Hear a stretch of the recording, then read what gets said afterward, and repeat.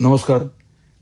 विरोधातील लोकप्रतिनिधी आपल्या अतिवृष्टीच्या अनुदानाबाबत काही चुकीची माहिती, अर्धवट माहिती पसरवत आहेत. त्यामुळे वास्तव आपल्यासमोर मांडण्यासाठी आताचा हा फेसबुक लाईव्ह आहे. आपल्या महायुती सरकारने, आदरणीय देवेंद्रजी फडणवीस साहेबांनी आणि दोन्ही उपमुख्यमंत्री महोदयांनी महाराष्ट्राचा दौरा करून अतिवृष्टीच्या काळामध्ये जो शब्द दिला होता की अभूतपूर्व असं नुकसान झालंय आणि त्या अनुषंगाने आम्ही मदत करू, एसडीआरएफ, एनडीआरएफच्या निकषाच्या पलीकडे जाऊन हे वास्तव जे आहे ते आपल्यासमोर येणं गरजेचं आहे. साधारण 20,000 कोटी एवढी रक्कम देण्याच्या बाबतीत ठरलं होतं. राज्य सरकारने केंद्राकडनं पैसे आले किंवा नाही आले तरीही मदत करायचं जाहीर केलं होतं. या मदतीमध्ये एसडीआरएफ, एनडीआरएफची मदत तर आहेच आणि त्याच्या पलीकडे जाऊन रबीच्या हंगामाच्या अनुषंगाने बियाण्यासाठी आणि इतर बाबींसाठी, इतर निविष्ठांसाठी साधारण 10,000 रुपये हेक्टरी ही मदत करायचं देखील ठरलं होतं.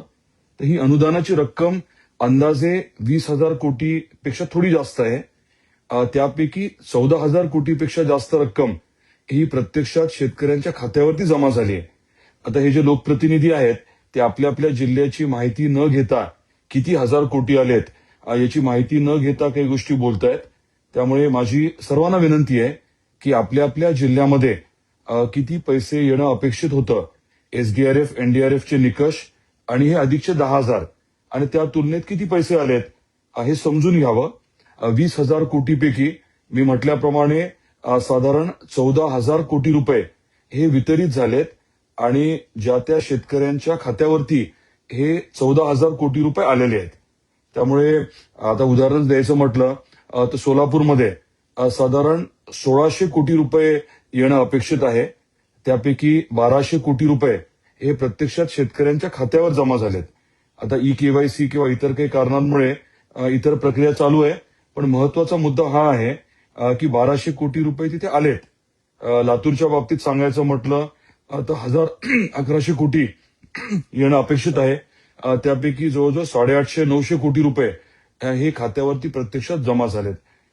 त्यामुळे शेतकरी बांधवांना आणि सर्वांनाच मला आवर्जून सांगायचंय की वास्तव हे आहे की पैसे खात्यावरती मोठ्या प्रमाणात जमा झालेत आणि एसडीआरएफ, एनडीआरएफ किंवा केंद्र सरकारचा विषय जो आहे ती प्रक्रिया चालू आहे. ती प्रक्रिया किंवा केंद्राच्या पैशाचा विचार न करता, त्यासाठी न थांबता आपल्या राज्य सरकारने, आपल्या महायुती सरकारने पैसे जे आहेत ते उपलब्ध करून दिलेत आणि मी सांगितल्याप्रमाणे प्रत्यक्षात 14,000 कोटीपेक्षा जास्तीची रक्कम ही खात्यावरती शेतकऱ्यांच्या जमा झाली आहे.